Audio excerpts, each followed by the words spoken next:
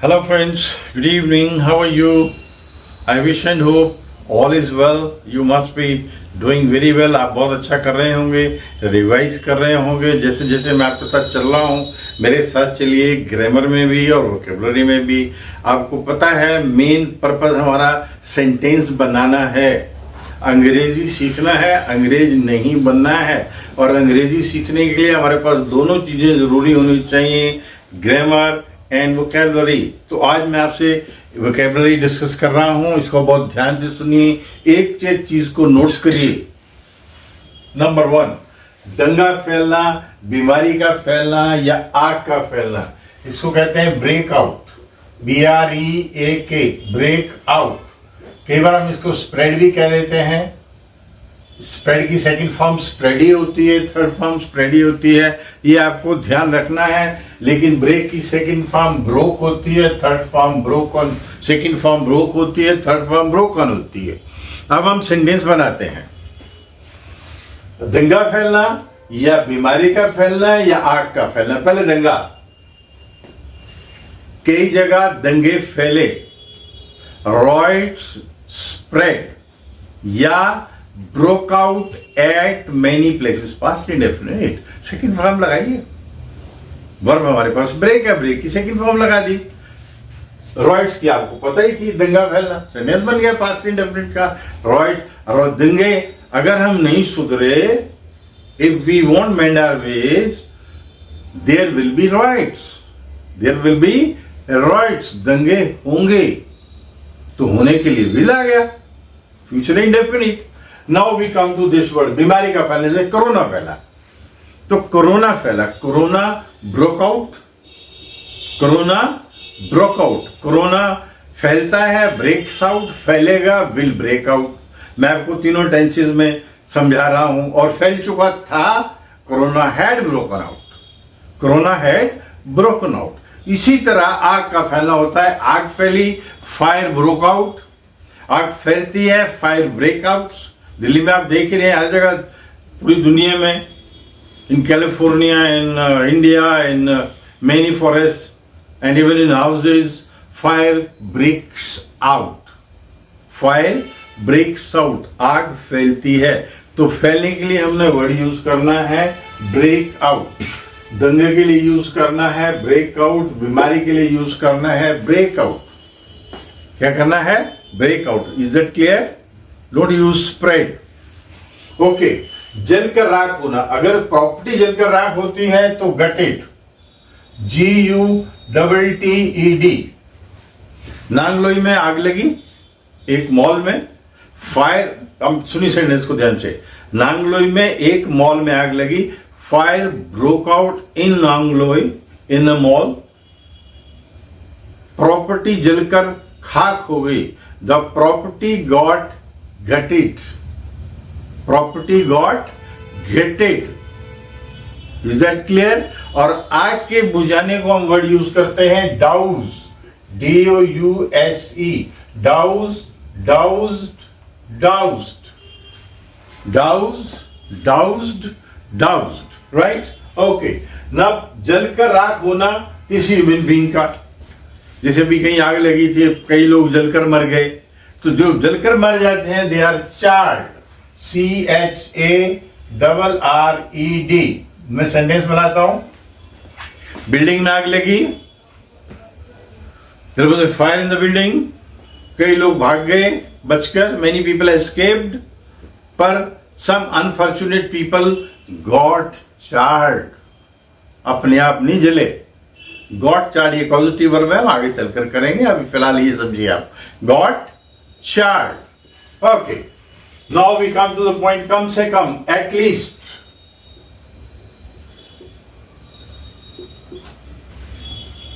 आपको कहीं जाना था, पापा को भी वहीं जाना था, और पापा चले गए, फिर आप गए, तो अपने शाम को, पापा at least you should have told me, कम से कम आपको मुझे बताना चाहिए था, हम साथ ही चलते। We go together, we go together, right? Clear?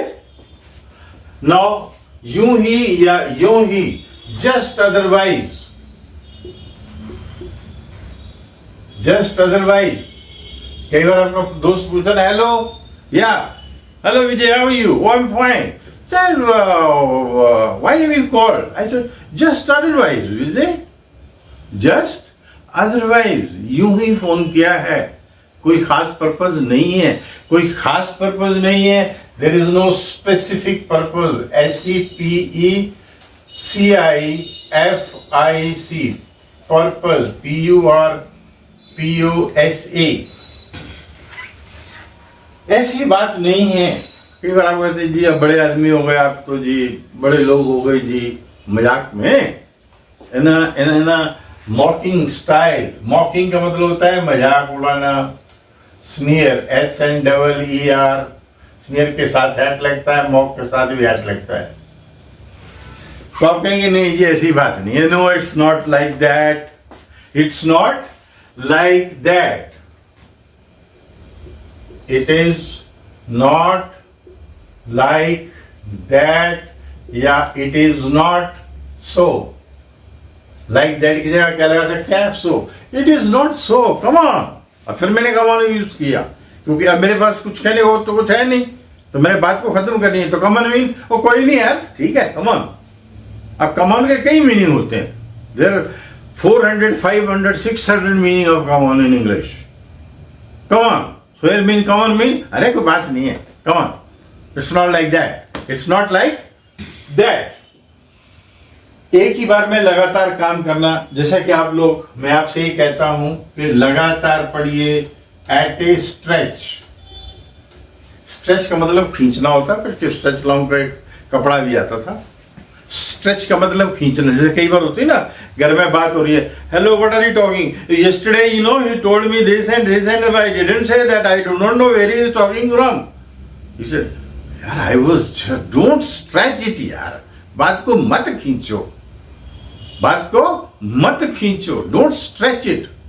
लेकिन यहां एट ए स्ट्रेच का मतलब यह है जैसे he is very intelligent boy, diligent boy, diligent आप समझिए पढ़ने में जो होशियार होता है, किसी भी काम में जो अपना काम बहुत ईमानदारी से करता है, उसको डिलीजेंट कहते हैं। And he studies for 4 hours at a stretch, तो 4 घंटे लगातार पढ़ता है।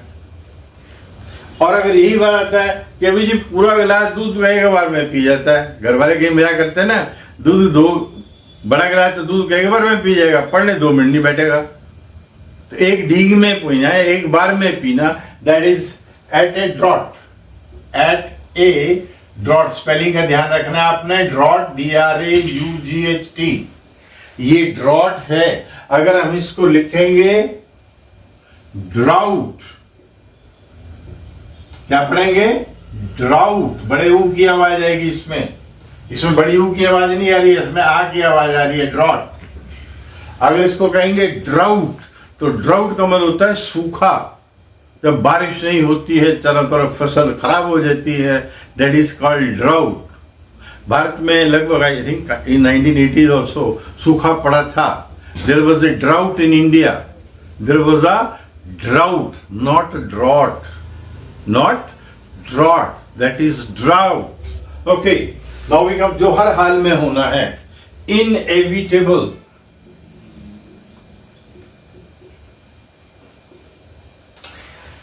जब मैंने शेक्सपियर पढ़ना शुरू किया, बायरन, कीट्स पढ़ना शुरू किया, तो उनका जब ये लफ्ज आता था इनएविटेबल, तो इनएविटेबल उनका मायने डेथ से होता था। कितना होता था? Death, death is inevitable. मृत्यु एक ऐसी चीज है जिसको कोई रोक नहीं सकता। लेकिन अब ये कई संदर्भ में आता है, जैसे the economy of the country is paralysing. Paralysing means, paralyse देखा ना, लगभग मार जाता है फालिज, paralyse, PARALYAC।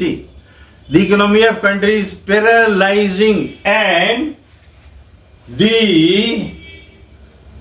Recession is inevitable. Recession means मंदी।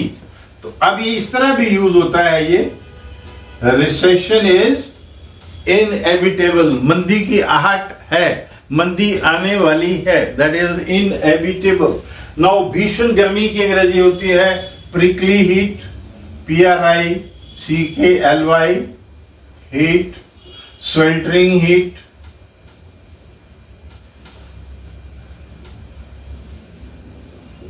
ये दो बड़ा याद कर लिए फिलहाल आप, बहुत सारे वर्ड्स हैं। और पसीने की अंग्रेजी होती है स्वेट, SWEAT, स्वेट। ये वर्ब भी है, स्वेट, स्वेटेड, स्वेटेड। पसीने की अंग्रेजी परस्पायर भी होती है, PERSPIRE, परस्पायर, परस्पायर्ड, परस्पायर्ड। और पसीने से भीगना ड्रेंच्ड,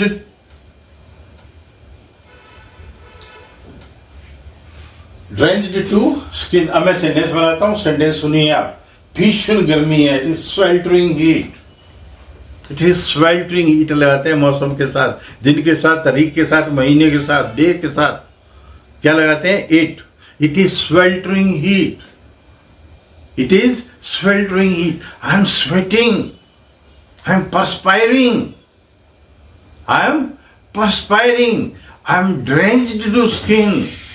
मैं इतना भीग गया हूं कि मेरी चमड़ी तक भीग गई है। I am drenched to skin. So learn these 3 words: prickly heat, sweltering heat, sweat, perspire, drench। इसलिए आपको याद होगा जो पाउडर बेचते हैं ना, गमोरियों वाले पाउडर, उसका नाम होता है प्रिकली हीट पाउडर। क्या होता है उसको, उससे याद रखो इसको। प्रिकली, प्रिक का मतलब कांटा चुभना भी होता है। या किसी को कोई ऐसे ताने भरी बात दे देना, यार तुरंत मेरी बहुत मदद की, थैंक यू फॉर दैट, कि नहीं वैसे हो सुना, इसलिए कह रहे हैं आप। Again मॉकिंग style, mocking way, right? So, what I am saying is, prickly heat, sweltering heat, sweat, perspire and drench. Now the word is कर्म, deed. मेरे सेंटेंस को ध्यान से सुनिए। Action speaks louder than words. Action, लिखिए, action speaks, SPEAKS, louder, LOUDER, louder than words. काम की ही पूजा होगी, काम ही बोलेगा, शब्द नहीं बोलेंगे। बोलते रहो जितना बोलना है, कुछ नहीं होगा। Nothing will happen, nothing will happen. So better you come to action, take action, go for your deed, as Lord Krishna said in Gita.